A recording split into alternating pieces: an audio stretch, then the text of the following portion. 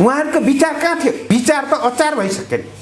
के को निम्ति विचार अचार भयो? मात्र पदको निम्ति विचार अचार हुन्छ भने अनि जनताले बुझ्दैन। त्यो योजनाबद्ध हो, नजानेर होइन, योजनाबद्ध हो।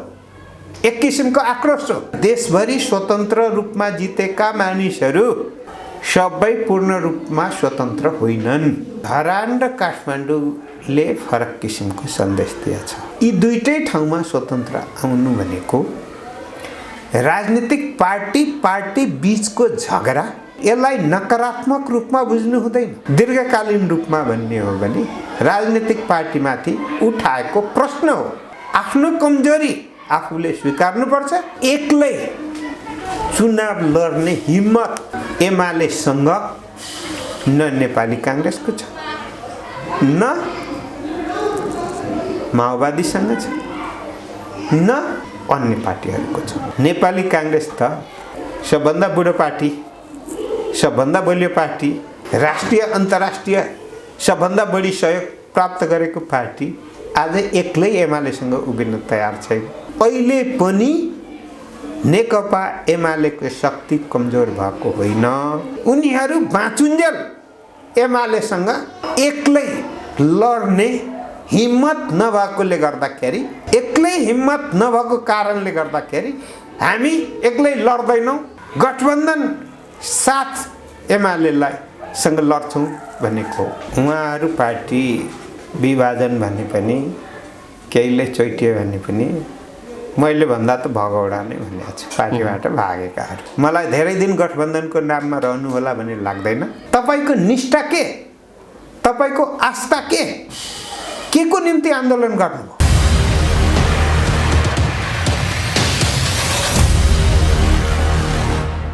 विविध घटनाक्रम र सन्दर्भमाथि केन्द्रित रहेर कुराकानी गर्नका निम्ति नेकपा एमालेका प्रभावशाली नेता एवं पूर्व मन्त्री लालबाबु पण्डित हामीसँग हुनुहुन्छ। पण्डितजी स्वागत छ। धन्यवाद। तपाईँको महानगर त हारो होइन नेकपा एमाले? मेरो उपमहानगर तपाईँको महानगरपालिका विराटनगर, त्यहाँ चाहिँ उपमेयर सहित बहुमत वडा अध्यक्ष एमाले जितेको छ र सदस्यहरूमा पनि बहुमत जितेको छ। प्रमुख नगर प्रमुख चाहिँ हामीले ल्याउन सकेनौँ। किन त्यस्तो भयो? उपमेयर आउँदा मेयर चाहिँ एमाले जित्न नसक्नुको कारण के हो? कसरी समीक्षा गर्नुभएको छ? अब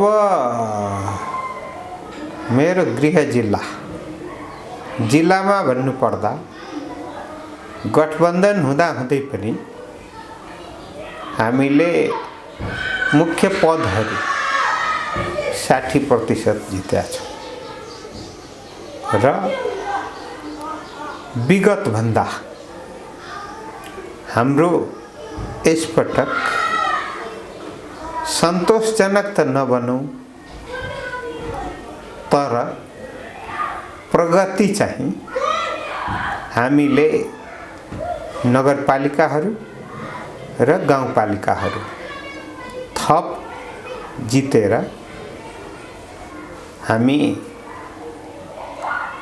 देशमै भन्नुपर्दाखेरि मोरङ जिल्लाको रिजल्ट तुलनात्मक रूपमा अहिलेको परिस्थितिमा गठबन्धन र नेकपा एमालेको बीचको यो चुनावमा नेकपा एमालेले जुन जनताबाट मत पाएको छ त्यसलाई सकारात्मक रूपमा लिनुपर्छ भन्ने मलाई लाग्छ। यो तपाईँको जिल्लाको कुरा भयो, गृह जिल्लाको कुरा भयो। समग्र देशको कुरा गर्दा नेकपा एमालेले काहीँ पनि महानगरहरूमा आफ्नो प्रमुख उपस्थिति देखाउन सकेन, विजय हासिल गर्न सकेन। यसलाई कसरी समीक्षा गर्नुभएको छ? र स्वतन्त्र उम्मेदवारहरू जहाँ विगत लामो समयदेखि अपवाद बाहेक कम्युनिस्ट त्यसमा पनि एमालेको एउटा लाल किल्ला भनेर चिनिएको धरान, त्यस्तै अन्य क्षेत्रहरू अहिले स्वतन्त्र उम्मेदवारहरू आए। काठमाडौँमा स्वतन्त्र उम्मेदवारको विजय लगभग निश्चित भएको छ। यस्तो लहरलाई तपाईँ कसरी हेर्नुहुन्छ र एउटा पनि महानगरमा एमालेको नेतृत्व प्रमुखको रूपमा आउन सकेन, यसलाई कसरी समीक्षा गर्नुहुन्छ? नेकपा एमाले महानगरमा प्रमुखको रूपमा अहिले जित्न सकेको छैन। उपप्रमुखको रूपमा धेरै ठाउँ आएको छ। अब सिँगै चुनावलाई मूल्याङ्कन गर्दा र यो खास गरिकन स्वतन्त्र उम्मेदवारहरूको कतिपय ठाउँमा विजय र कतिपय ठाउँमा अग्रता, दुईटै कुरा मूल्याङ्कन गर्ने हो भने पहिलो कुरा राजनीतिक पार्टीहरूमा केन्द्रीकरण बढी भयो र केन्द्रीकरणले जनताको भावना जुन रूपमा प्रतिबिम्बित भयो त्यसमा पुनर्विचार गर्नुपर्ने राजनीतिक पार्टीहरूले एउटा कुरा। दोस्रो कुरा, राजनीतिक पार्टीहरूको उम्मेदवार चयन जो छ यसमा उम्मेदवार चयनको प्रक्रियामा पनि राजनीतिक पार्टीहरूले पुनर्विचार गर्नुपर्छ। किन भन्दा पार्टीले अर्कोलाई उम्मेदवार दियो, एउटा उम्मेदवार नराम्ररी पराजित हुन्छ तर पार्टीकै मान्छे स्वतन्त्र भएर उठ्दा ऊ चाहिँ जित्छ भन्दाखेरि नेतृत्वमा र नेतृत्व चयन गर्ने प्रक्रियामा पुनर्मूल्याङ्कन यहाँ देखियो। त्यसकारण देशभरि स्वतन्त्र रूपमा जितेका मानिसहरू सबै पूर्ण रूपमा स्वतन्त्र होइनन्। अब अर्कोतर्फ बागी विद्रोही भएर स्वतन्त्र भएर जित्या छ भने त्यसलाई त राजनीतिक आस्थासँगै जोडिएर हेर्नुपर्छ भन्ने म मान्यता राख्छु। होइन, ठिक हो। जस्तो धनगढीमा त्यस्तो भयो, अन्य ठाउँहरूमा त्यस्तो भयो, जनकपुरमा त्यस्तो भयो। अब अन्यत्र पनि ठुलो मत स्वतन्त्रले ल्याए, जस्तो चितवनमा पनि स्वतन्त्र उम्मेदवारले धेरै भोट ल्याउनु भयो नेपाली काङ्ग्रेसको बागी भनेर भुइँकटरमा। यसरी हेर्दा तुलनात्मक रूपमा ती राजनीतिक आस्था र असन्तुष्टिका आधारबाट उठेका विद्रोही बागीहरूको कुरा त एउटा भयो, तर धरान र काठमाडौँले त फरक किसिमको सन्देश दियो नि। धरान र काठमाडौँले फरक किसिमको सन्देश दिएछ। यो सन्देश पनि राजनीतिक पार्टीहरूले आफ्नो जनमत किन फरक तरिकामा गयो भन्ने कुरा बुझ्नु जरुरी छ। किन भन्दाखेरि राजधानी जस्तो ठाउँ र अर्को धरान जस्तो चर्चित ठाउँ, यी दुईटै ठाउँमा स्वतन्त्र आउनु भनेको राजनीतिक पार्टी बीचको झगडा र राजनीतिक पार्टीले उठाएको उम्मेदवारमा कमी, उम्मेदवारमा जनताप्रति गरिएको व्यवहार, लिएका अडानहरू र उनको इतिहास र वर्तमानको बीचको जुन भिन्नता देखियो र अझै भन्ने हो भने कहिले एक थोक कहिले अर्को थोक, यो भन्ने भएकोले गर्दा राजनीतिक पार्टीले उम्मेदवार चयन गर्दा जनताको बीचको लोकप्रिय व्यक्तिहरू पनि चयन गर्नुपर्छ। मात्र इतिहास र मात्र कतिपय अन्यभन्दा कतिपय ठाउँमा जातीय बाहुल्यता, कतिपय ठाउँमा साम्प्रदायिक बाहुल्यता, यी कुरालाई मात्र हेर्ने हो भने अब नेपालमा परिवर्तन, खास गरिकन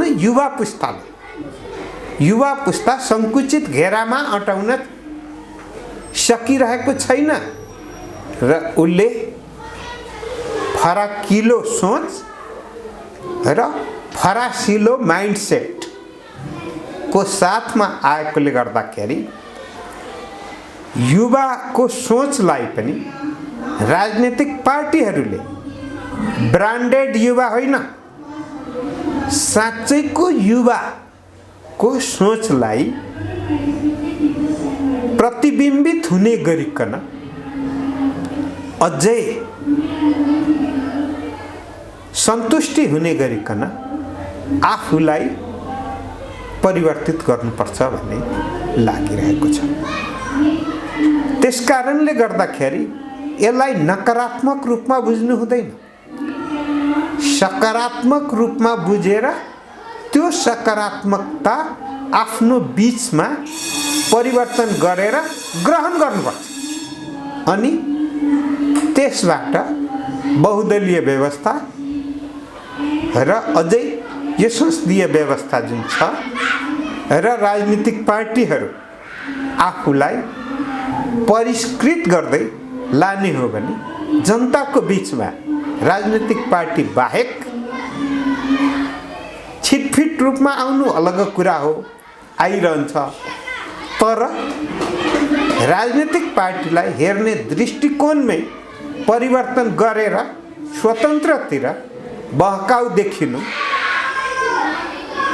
चाहिँ दीर्घकालीन रूपमा भन्ने हो भने राजनीतिक पार्टीमाथि उठाएको प्रश्न हो र प्रश्न उठाएको हुनाले गर्दा उत्तर राजनीतिक पार्टीले नै सन्तुष्ट हुने गरी दिनुपर्छ भन्ने मलाई लाग्छ। भनेपछि सकारात्मक रूपमा भनेपछि धरानको स्वतन्त्रको विजय र काठमाडौँको विजय निकट पुगिराखेको अग्रतालाई नेकपा एमाले स्वाभाविक रूपमा लिएको छ र ग्रहण गर्छ भन्ने हो तपाईँको तर्क? ग्रहण गर्नुपर्छ र स्वाभाविक रूपमा लिनुपर्छ। आफ्नो कमजोरी आफूले स्वीकार्नुपर्छ र आफ्नो कमजोरी भविष्य जुन अहिले भयो त्यो भविष्यमा दोहोरिनु हुँदैन। पण्डितजी, यो एउटा कुरा भयो। अर्को प्रसङ्ग पनि यहाँ सँगसँगै उठेको छ। यो गठबन्धनभित्र जुन खालको गठबन्धन भर्सेस एमाले स्वतन्त्र जस्तो खालको जुन परिस्थिति देखा पर्यो यसपटकको निर्वाचनमा, अहिलेको गठबन्धनले जुन खालको सन्देश दियो, त्यो गठबन्धनले नेकपा एमालेलाई कस्तो धक्का पुर्यायो र एमाले गठबन्धनको चुनावमा गठबन्धनलाई सामना गरेको जुन स्थिति हो त्यसलाई एमाले कसरी समीक्षा गरेको छ बताउनुहोस् त। सामूहिक रूपमा पार्टीगत रूपमा निर्णय र समीक्षा हुन बाँकी छ, तर साधारणतया हेर्ने हो भने, मूल्याङ्कन गर्ने हो भने हामीले अहिलेको चुनाव मूल रूपमा दुई ध्रुवको बीचमा भएको हो। एउटा ध्रुवको नेतृत्व नेकपा एमाले सिङ्गल गरेको हो, अर्को ध्रुवको नेतृत्व नेपाली काङ्ग्रेसले नेपाली काङ्ग्रेस सहित कहीँ 5 दल कहीँ 6 दल र अझै कहीँ प्लस भएर हो। त्यसका मुलुक हामीले एउटा कुरा चाहिँ भन्दै आएको, अब 2 दलीय ध्रुवीकरणतर्फ मुलुक अगाडि बढिरहेको छ। यो चुनावले पनि त्यो कुरा देखायो। त्यसकारण नेकपा एमाले जुन आफ्नो शक्ति ल्यायो त्यो सिङ्गल हो र नेपाली काङ्ग्रेस माओवादी वा एकीकृत समाजवादी लगायतकोले जे ल्याएको हो त्यो 5 दलीय हो।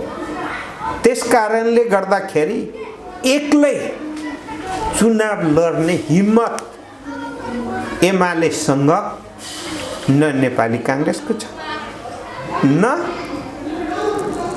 माओवादीसँग छ, न अन्य पार्टीहरूको छ।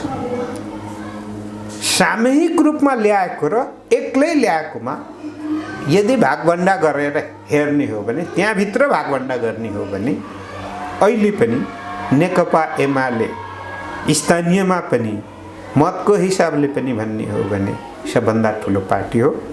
सिट सङ्ख्याको हिसाबले सबभन्दा ठुलो हुन्छ र संसदीय निर्वाचनको हिसाबले भन्ने हो भने गत निर्वाचनको सबभन्दा ठुलो पार्टी छँदैछ। किन होला? नेपाली काङ्ग्रेस त सबभन्दा बुढो पार्टी, सबभन्दा बलियो पार्टी र राष्ट्रिय अन्तर्राष्ट्रिय सबभन्दा बढी सहयोग प्राप्त गरेको पार्टी आज एक्लै एमालेसँग उभिन तयार छैन। बन्दुक बोकेर लडाईँ लडेको पार्टी माओवादीले एक्लै एमालेसँग लड्न तयार छैन। जातीय क्षेत्रीय सेन्टिमेन्टबाट उठेको उपेन्द्र यादव लगायतका को त के कुरा गर्नु। त्यसकारण अहिले पनि नेकपा एमालेको शक्ति कमजोर भएको होइन, तर पद चाहिँ स्थानीय निर्वाचनमा हामीले कम पायौं। यो स्वाभाविक पनि हो गठबन्धनको स्थिति हेर्दा भन्ने। यसबाट हामी निराश छैनौं र अझै पनि के भनिरहेका छौं भने नेकपा एमाले प्रदेश र संघीय निर्वाचनमा पनि उच्च मनोबलका साथ गठबन्धनसँग सामना गर्न तयार छ।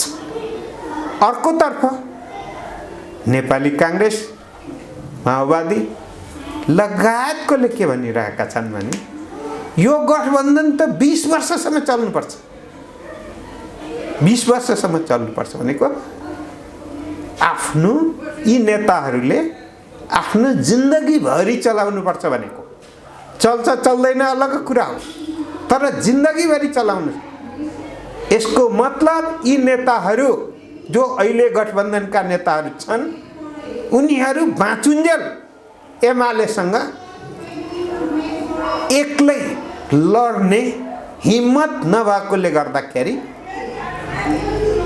एक्लै हिम्मत नभएको कारणले गर्दाखेरि हामी एक्लै लड्दैनौं र गठबन्धन साथ एमालेलाई सँग लड्छौं भनेको हो।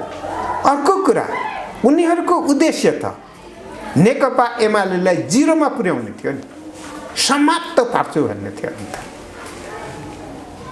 सारा शक्ति लाग्दा त उनीहरूले महाभारतको लडाईँमा चक्रव्यूहमा अभिमन्युलाई मार्या जस्तै चक्रव्यूह, यो गठबन्धनकारी चक्रव्यूहले एमाले समाप्त हुन्छ भन्थ्यो। त्यो चक्रव्यूहलाई त केही हदसम्म तोड्न सफल भएको छ। जनताको बीचमा जनतासँगको गहिरो सम्बन्ध भएको कारणले गर्दा अहिले गठबन्धनको नेतृत्वकर्ता काङ्ग्रेसभन्दा पदमा अलिकति कम आयो। नभए पदकै हिसाबले पनि त दोस्रो पार्टीको रूपमा यो निर्वाचनले त यो सङ्कटको बेलामा पनि एमालेलाई नै राख्यो नि त। त्यसैले गर्दाखेरि म त के भन्छु भने आफ्नो कमी कमजोरी नेकपा एमालेले पनि पुनर्मूल्याङ्कन गर्नुपर्छ र नयाँ जो मतदाता थपिएको छ युवा पंक्ति तिनीहरूलाई पनि उत्साहित र प्रेरित गरेर अनि पार्टीभित्र पनि र चुनावमा पनि लिएर अगाडि बढ्नुपर्छ। त्यसमा नेकपा एमाले अलिकति त अगाडि बढ्यो, जस्तो कि काठमाडौँकै केसमा हामी नयाँ युवालाई नै चाहिँ उपमेयरको रूपमा अगाडि सार्यौँ, जसले गर्दाखेरि यहाँ मात्रै होइन, यहाँ त नयाँ युवालाई सार्यौँ भने अन्य ठाउँमा चाहे विराटनगरमै भन्नुहुन्छ भने युवा पङ्क्तिबाटै उपमेयर लिएर आयौँ र थुप्रै ठाउँमा लिएर आयौँ, जसले गर्दाखेरि परिणाम नेकपा एमालेको पक्षमा आएको छ। त्यसैले गर्दाखेरि अलिकति सोचमा फराकिलो भएर हिँड्नुपर्छ। हामी हिँड्न मलाई लाग्छ तयार छौँ र आगामी निर्वाचनमा योभन्दा अझै राम्रो परिणाम ल्याउँछौँ भन्ने। ठिक छ, यो समग्र गठबन्धन र एमालेको बीचको तुलना गर्दा तपाईँले यो खालको समीक्षा गर्नुभयो। ठ्याक्कै अझ मिहिन ढङ्गले समीक्षा गर्दा ओलीजीसँग अलग भएर भनौँ एमालेबाट अलग भएर जानुभएका माधवजी जो पार्टी विभाजन गरेर जानुभयो, यसलाई चोइट्यो भन्नुहुन्छ तपाईँहरू, पार्टी विभाजन होइन चोइटेको भन्नुहुन्छ। यो चोइटिनुले कतिको असर गर्यो? यो चोइटिनुसँग मात्रै समीक्षा गरौँ न एकचोटि। माधवजीले कतिको असर पुर्याउनु भयो एमालेलाई? मैले हेर्दाखेरि उहाँहरू पार्टी विभाजन भने पनि केहीले चोइटियो भने पनि मैले भन्दा त भगौडा नै भनेको छु, पार्टीबाट भागेकाहरू। किनभने षड्यन्त्र गरेर गएको, वैधानिक रूपमा गएको होइन, षड्यन्त्र गरेर गएको। अब जनताले त देखाइदिए नि त, देखाइदिए। गठबन्धनले साथ दिँदा त पिउसो जस्तो देखियो नि त, एमालेको सामनेमा त पिउसो जस्तो देखियो। यदि एक्लै भएको भए के हुन्थ्यो? मलाई मोरङमा भन्नुहुन्छ भने एउटा कुनै 17वटा पालिका, महानगर, नगर र पालिकामा एउटा पनि सदस्य आएको छैन, एउटा पनि सदस्य आएको छैन। मै आफैले 10औं जना उम्मेदवारहरूलाई पुरानो कुरा बिर्सिनुहोस्, अभियानमा आउनुहोस् भनेपछि मेरै हातबाट चाहिँ टिक्का लाएर चुनावकै बेलामा उम्मेदवारहरू प्रवेश गराइदिए, पार्टी नै प्रवेश गराइदिए। त्यसकारण त्यो पार्टी केही जालझेलीहरूले प्रयोग गरुन्जेल केही मान्छेहरूलाई देखिरहन्छ, नभए त्यो पार्टी रहँदैन। पण्डितजी, यो एउटा ठिक छ, तपाईँको समीक्षा एउटा रह्यो। पछिल्लो समय भरतपुरलाई निकै चासोका साथ हेरिएको थियो, तर त्यहाँ अहिले 2-3 खालका कुराहरू आइरहेका छन्। रोचक कुरा के आएको छ भने नेकपा एमाले भित्रको अन्तर्घातका कारणले नै नेकपा एमाले त्यहाँ पराजित भयो र माओवादी यो गठबन्धनकी नेत्री रेणु दाहाल विजय भइन् भन्ने अहिले चर्चा उठिरहेको छ। एकातिर काङ्ग्रेसका प्रभावशाली नेताले त्यहाँ बागी विद्रोही उम्मेदवारी दिएको अवस्था, यता राप्रपासँग एमालेको स्थानीय भरतपुरमा गठबन्धन भएको अवस्था, त्यति हुँदाहुँदै पनि रेणु दाहालको विजय, नेकपा एमालेको पराजय, यो कस्तो खालको घटना हो? कसरी हेर्नुहुन्छ यो चितवनको घटनालाई? चितवनमा छोरीले जितेन भने त राष्ट्रै सङ्कटमा जान्छ, दुर्घटना हुन्छ भन्ने प्रचण्डजीको कुरा थियो भन्यो। त्यो दुर्घटना के हुन सक्छ? शेरबहादुरजी पनि गएर त्यही भन्नुभयो, त्यही कुरा सुन्नुभयो उहाँले पनि। शेरबहादुरजीले त भन्नुभयो यदि यहाँ रेणु दाहाललाई जिताइएन भने म बाँचुन्जेल यहाँ आउँछु भन्ने नठाने हुन्छ, कहिल्यै फर्केर आउँदिनँ, काङ्ग्रेस छ भने पनि ठान्दिनँ भनेर भन्नुभयो नि त। भनेको त धम्काएको हो नि त, धम्काएको। काङ्ग्रेस जस्तो पार्टी देशको प्रधानमन्त्रीले त वास्तवमा भन्ने हो भने भोटै माग्न नपाउने हो, तर उहाँले धम्काउनु भयो, सारा शक्ति लाग्नुभयो। त्यसपछि रह्यो प्रचण्डजीको त छोरी नै हो। यो छोरी पनि जितेन भने मैले बाँच्नुको केही सार छैन भने आफ्नो जीवनै त्यहीसँग जोडिएको, छोरीसँग जोडिएको भनेर बुझ्नुभयो र प्रस्तुति दिनुभयो। र छोरी जितेन भने यो देशै पनि सङ्कटमा लान म तयार छु भनेको न हो। सङ्कटमा लान म तयार छु भनेको, सङ्कटमा लान काङ्ग्रेस तयार छ, सङ्कटमा लान चाहिँ माओवादी तयार छ, प्रचण्ड तयार छ, शेरबहादुर देउपा तयार छ भन्ने हो भने चितवनवासीले त सङ्कट बेहोरेका छ नि त। दिनरात बन्दुक पड्काएर, मान्छे मारेर, बसैहरू उडाएर के गरेको थाहा छ। त्यसले गर्दा अलिअलि डराएको पनि हुनसक्छ। अब रह्यो दुईटै शक्ति लागेर कति प्रशासनिक प्रयोग गर्नुभयो अलग हो। अब स्रोत र साधनको त कुरै छोडिदिउँ, पैसा कति खर्च भयो होला कल्पना गर्न सक्नुहुन्न। को किनिए होला, को बेचिए होला,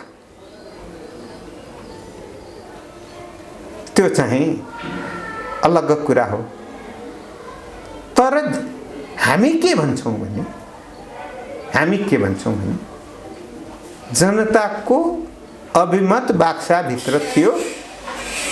बाक्साबाट जे परिणाम आएको छ त्यसलाई हामी सहर्ष स्वीकार्छौँ। यो संसदीय मूल्य मान्यता हो, आवधिक निर्वाचनको मूल्य मान्यता हो। मुलुक दलको दलदलभित्र होइन, मुलुक अब दुईटा दलमा रूपान्तरण हुँदैछ। दुईटा दलमा रूपान्तरण हुँदैछन्। एकतिर नेकपा एमाले, एकतिर नेपाली काङ्ग्रेस। र यो बीचको दलदलमा रहनेहरूले भविष्यमा कि नेपाली काङ्ग्रेस रोज्छन् कि त एमाले रोज्छन्, त्यो उनको कुरा हो। त्यसकारणले गर्दा विचार गठबन्धनमा गएपछि विचार अचार भइगयो। निष्ठा कहाँ पुग्यो? काङ्ग्रेसको पाउमा पुग्यो। इतिहास देख्यो, काङ्ग्रेसको अगुवाईमा पुग्यो। त्यसकारणले गर्दाखेरि जे भएको छ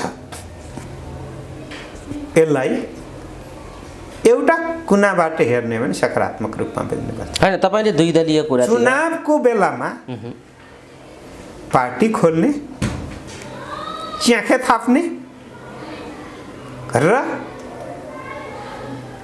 यो मन्दिरमा गएपछि घण्टाबाट एउटा पेन्डुलम हुन्छ नि, यसो हल्लाएपछि जता जता हल्लिए पनि आवाज दिने। यो नेपालका राजनीतिक पार्टीहरू केही पेन्डुलम भए, जसको विचार पनि अचार भयो, व्यवहार पनि काङ्ग्रेसको शरणमा गएर बाँच्नकै निम्ति काङ्ग्रेसको शरणमा गएर काङ्ग्रेसले गङ्गाजल छर्किदिएर अनि बचाइदिएको स्थिति भएकोले गर्दा कति दिन यो गठबन्धनको नाममा रहनुहुन्छ?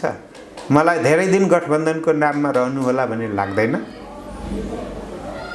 कि उहाँहरू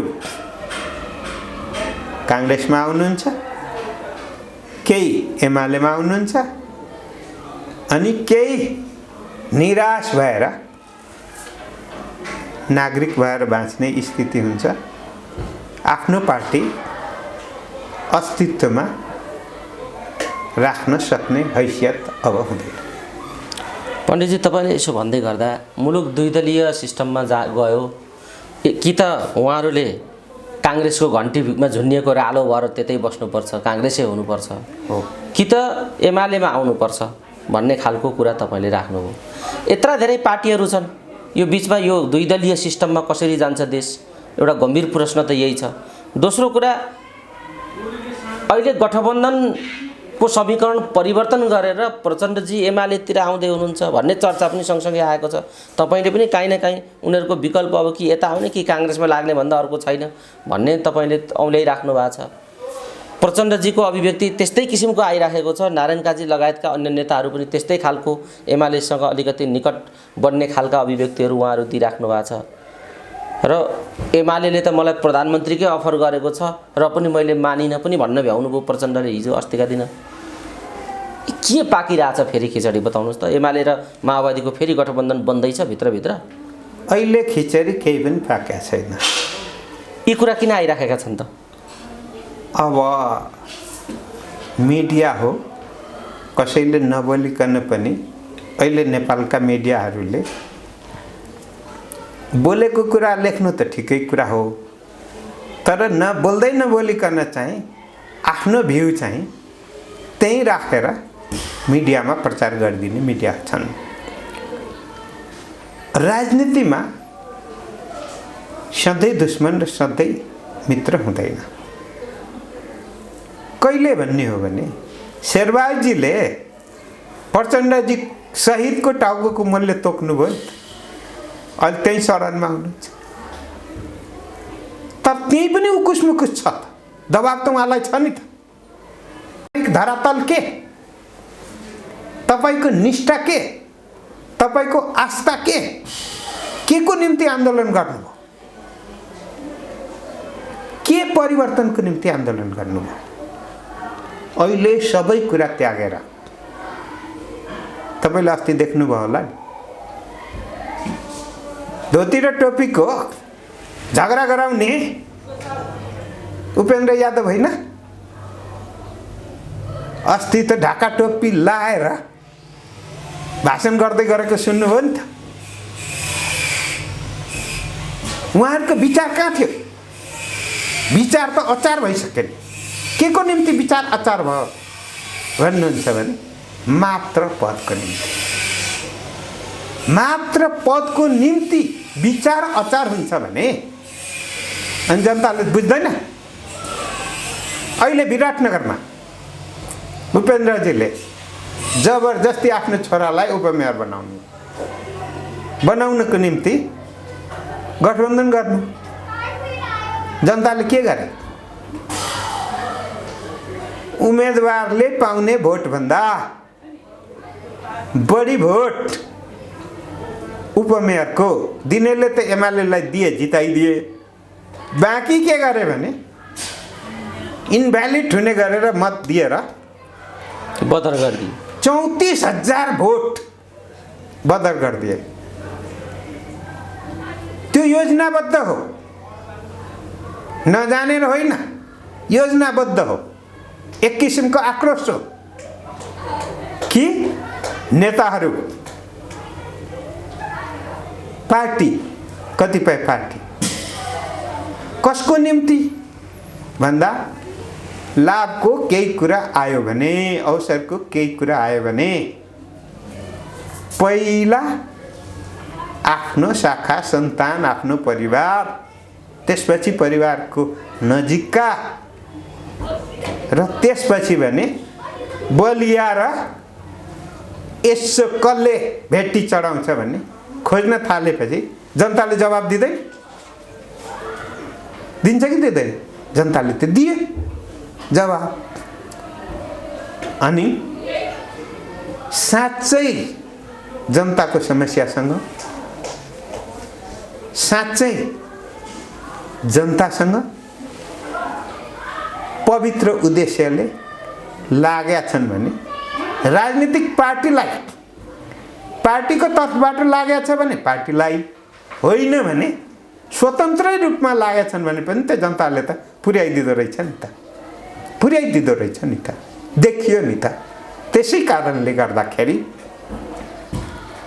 आफ्नो भविष्य दीर्घ जीवन बनाउनको निम्ति आफूभित्र स्वच्छता र त्यसपछि दीर्घ जीवन हुने सङ्कल्प पनि त हुनु पर्यो नि। मात्र सोचेर हुन्न नि, व्यवहार पनि त्यो अनुसार हुनु पर्यो नि। जे विचार छ त्यो व्यवहार पनि हुनु पर्यो नि। विचार एउटा बोक्या छ पद पाउनको निम्ति, अनि विचारलाई अचार बनाएको छ, अनि चाहिँ उही सामन्तवादमा भन्थ्यो नि, जमिनदारको घरमा गयो भने हजुर भोकै आएछु भने भोकै पठाउँदैन र बासी भए पनि केही न केही भए पनि खान दिएर पेट भरिदिन्थ्यो। अहिले नेपाली काङ्ग्रेसको नेतृत्वमा रहेकाहरूलाई यसो नेपाली काङ्ग्रेसले पस्किदिएको खाएर चित्त बुझाउनु बाहेक के छ? त्यो त गगन थापाले पनि भनिसके, हैसियत अनुसारको उपस्थिति हामीले गराइदिएका छौँ, अरूले विस्मत मान्ने काम छैन भनिसके उनले। सार्वजनिक रूपमा यो अभिव्यक्ति आइसकेको पनि छ। ठिक छ पण्डितजी, यो एउटा पाटो हो। हामी कुराकानीको अन्तिम चरणमा छौँ। पछिल्लो समय महँगी ह्वात्तै बढेको छ, अप्रत्याशित रूपमा महँगी बढेको छ। तर नेकपा एमाले प्रतिपक्षको भूमिकामा रहेर गर्नुपर्ने, जनआवाजलाई मुखरित गर्नुपर्ने, जनजीविकाका सवालमा जुन प्रतिपक्षीले आवाज उठाइदिन्छ भन्ने अपेक्षा हुन्छ लोकतन्त्रमा, यो संसदीय अभ्यासमा तपाईँहरूको त्यो आवाज उठेन किन? यो महँगीबारे तपाईँहरू आँखा चिम्लेर बस्नु भएको छ। अहिले प्री बजेटको कुरा भएकोले गर्दा अस्ति छलफल हामी त्यसमा पनि बोलेका छौँ, महँगीको कुरा राखेका छौँ। आज नीति तथा कार्यक्रम आउँछ, नीति तथा कार्यक्रममा के सम्बोधन हुन्छ हैन, त्यो पनि हामी हेर्छौँ। र यो संसदमा महँगीबारे संसदमा पनि र सडकमा पनि महँगीबारे नेकपा एमाले अगुवाई गर्छ। र अहिले यो गठबन्धनको सरकारले हेर्नुहुन्छ नि, कतिपय प्रदेशमा एउटै घरभित्र कतिवटा मन्त्रालय राख्नु परेको छ, कोठालाई मन्त्रालय राख्नु परेको छ। मन्त्रीहरू चाहिँ पालो पिलो अफिसमा आउनुपर्ने स्थिति पैदा भएको छ, अनि स्रोत र साधनको दुरुपयोग भएको छ। म त भन्छु नेपालमा जनप्रतिनिधिको सङ्ख्या पनि धेरै भयो, यसलाई पनि पुनर्मूल्याङ्कन गर्नुपर्ने स्थिति हुन्छ। साधारण खर्च घटाउनुपर्छ र विकास खर्च बढाउनुपर्छ भन्ने लाग्छ। अब अहिले त झन् सरकारले सेवा दिनुपर्ने बेलामा यसै त बानी बिग्रेका छन्। अब 2 दिन बिदा, हप्तामा 2 दिन बिदा दिएर जनतालाई राहत होइन आहत दिने काम सरकारले गरेको छ।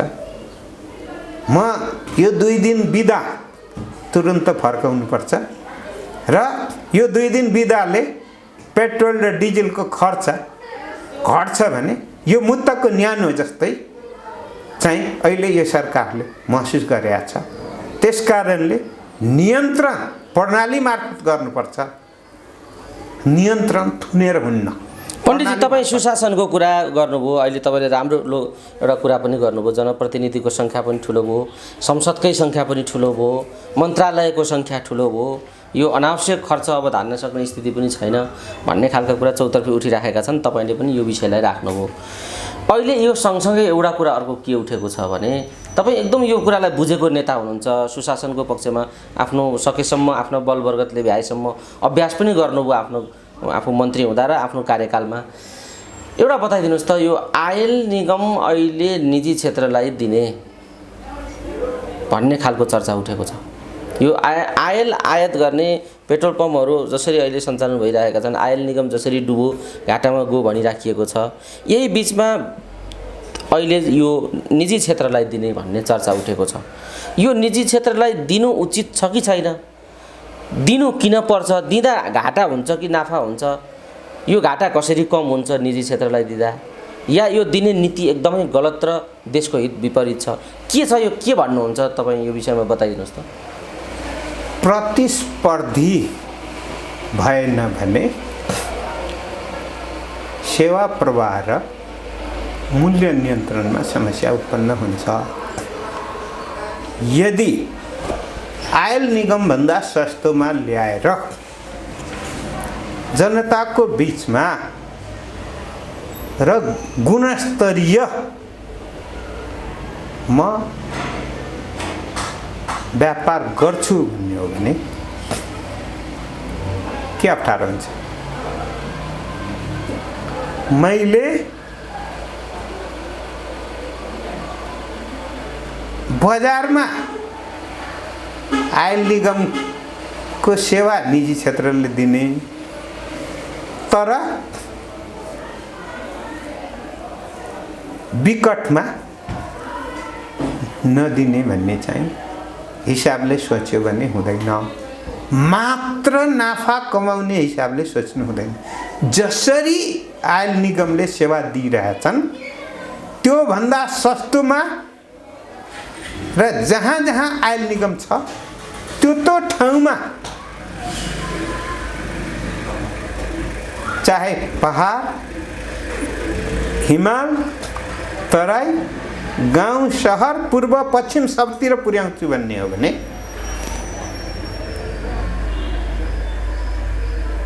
प्रतिस्पर्धीको आवश्यक पर्छ। यो स्वाभाविक कुरा हो भन्ने तपाईँ? यो स्वाभाविक कुरा हो पण्डितजी। तर नाफा खाने ठाउँमा निजी क्षेत्र, अप्ठ्यारो ठाउँमा चाहिँ प्राइभेट एक सरकारी क्षेत्र, सजिलो ठाउँमा निजी, त्यो गर्नु हुँदैन। जस्तो नेपालको टेलिकममा देखियो नि त, दुर्गमको निम्ति सुविधा लिने, लाइसेन्स लिने अनि सुगममा चाहिँ सेवा दिने, दुर्गममा चाहिँ नजाने, त्यो चाहिँ हुनु हुँदैन। पण्डितजी, हामी कुराकानीको अन्तिम चरणमा छौँ। जे सन्दर्भ र घटनाक्रमहरू अहिले विकास भएका छन्, जाँदा जाँदै आम दर्शक श्रोताहरूलाई चाहिँ के भन्न चाहनुहुन्छ? अब म आम दर्शकलाई के भन्छु भने तपाईँले सुशासनको अनुभूति गर्नुभएको छ कि छैन? यदि सुशासन दिने कुरा मात्र गर्छ, काम गर्दैन र तपाईँ त्यसको पछि पछि लाग्नुहुन्छ भने आफ्नो भविष्य बर्बाद नगर्नुहोला। बहुदलीय प्रणाली हो, तुलनात्मक रूपमा राम्रो कसले गर्छ त्यसलाई साथ दिनुहोस्, खराब कसले गर्छ त्यसलाई दण्डित दिनुहोस्। 100मा 100% राम्रै राम्रै खोज्नुभयो भने कहीँ पाइँदैन, कहीँ पाइँदैन, आफैभित्र पनि पाउनुहुन्न। त्यसैले गर्दा नकारात्मक सोचको पछाडि नलाग्नुहोस्, यथार्थ र सकारात्मक सोचको साथ आफूलाई सोचिदिनुहोस्, बुझिदिनुहोस्, व्यवहार गरिदिनुहोस्। यसैबाट हामी सफल हुन्छौँ भन्ने मलाई लाग्छ। अर्को कुरा,